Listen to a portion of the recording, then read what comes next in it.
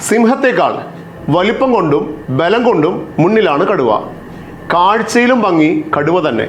ഏതു തരം കാടായാലും ഏത് ജീവിയെയും ഭയപ്പെടാതെ ജീവിക്കാൻ കടുവയ്ക്ക് സാധിക്കും. കരയിലും വെള്ളത്തിലും മരത്തിലും ശക്തനാണ് കടുവ. അപ്പോൾ സ്വാഭാവികമായി ഒരു സംശയം വരാം, എന്തുകൊണ്ട് കടുവയെ രാജാവായി കണക്കാക്കുന്നില്ല? അതിന് രണ്ട് കാരണങ്ങളുണ്ട്.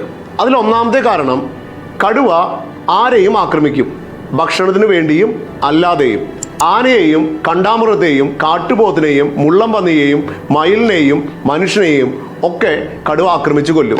ചില സമയങ്ങളിൽ മറ്റു കടുവകളെ പോലും ആക്രമിക്കാറുണ്ട്. എന്നാൽ സിംഹം ഭക്ഷണത്തിന് വേണ്ടിയാണ് ഇരകളെ വേട്ടയാടുന്നത്. ഇരയെ വേട്ടയാടി വിശപ്പടക്കിയാൽ പൊതുവെ ആക്രമണ സ്വഭാവം കാണിക്കാറില്ല.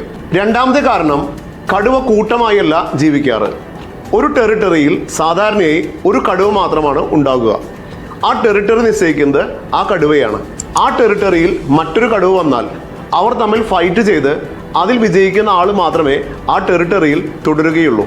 സാധാരണ ഇണ ചേരുന്ന സമയത്ത് മാത്രമാണ് ആൺകടുവകളും പെൺകടുവകളും ഒന്നിച്ചുണ്ടാവുകയുള്ളൂ.